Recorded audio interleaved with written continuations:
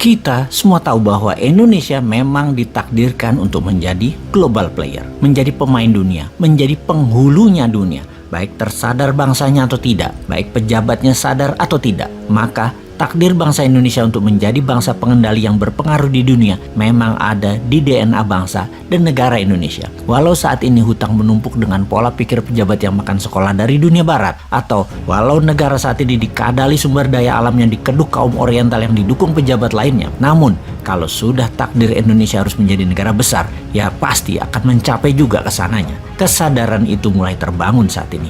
Nasionalisme mulai naik, masyarakat mulai belajar dan hati-hati memilih dan bertindak ke depannya. Kesadaran kemakmurannya bukan karena kebijakan pejabatnya, namun memang karena kepintaran alaminya yang terjadi saat ini. Walau sudah dikekang dan dibatasi kreativitasnya dengan peraturan pemerintah yang ketat, tetap membuat rakyatnya jadi kreatif dan produktif apapun caranya, karena memang DNA kita DNA juara, DNA pemain dunia, DNA global player. Kita ini bangsa survival yang bertahan di tengah bencana, di tengah masalah, dan di tengah kerusakan dengan bergantung pada kekuatan gotong royong bangsa sendiri. Kita buktikan sejarahnya bahwa tanah air kita, alamnya mengingatkan bahwa jangan main-main dengan Nusantara. Misalnya, alam meledakkan gunung berapi yang menyebabkan terjadinya Danau Toba mengguncang dunia dengan kekuatan erupsi super atau ledakan dahsyat pernah dihasilkan Gunung Toba di Sumatera Utara sekitar 74.000 tahun yang lalu. Efek ledakan tersebut membuat dunia berubah, banyak kematian terjadi, namun pastinya yang survive adalah yang terpilih yang tahan uji. Lalu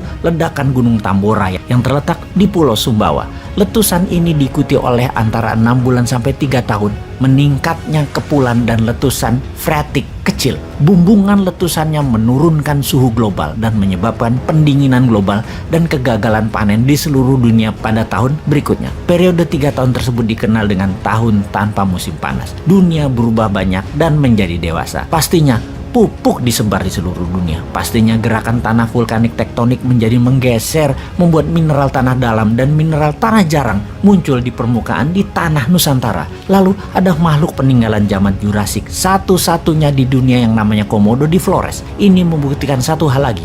Spesies di Indonesia mencerminkan bangsa manusianya juga ada DNA survivalnya, DNA championnya, DNA juaranya, mutu tinggi. Kita ambil hikmahnya sekarang. Ledakan Gunung Toba dan Tambora merubah dunia. Komodo adalah makhluk survival segala zaman. Indonesia untuk menjadi pemain dunia harus menciptakan ledakan-ledakan Toba dan ledakan Tambora yang baru dengan semangat survive segala zaman yang sesungguhnya ada di DNA putra-putri bangsa Indonesia. Corona itu tidak akan bisa mengalahkan bangsa Indonesia, apalagi kalau produk lokal mendapat izin edarnya. Bahkan bisa tanpa vaksin, bahkan bisa tanpa PCR. Namun titer antibodi bangsa Indonesia tetap tinggi karena memang ramuan alaminya ada. Kekayaan alam mineral, tak perlu teknologi asing dan tergiur narasi ocehan orang asing agar dikeduk asing mineral tambangnya dengan investasi asing. Sungguh, pakai kekuatan bangsa sendiri itu bisa, sehingga bisa jadi nilai jaminan aset bangsa untuk mencetak alat bayar. Akhirul kalam, wahai sahabat New Mind,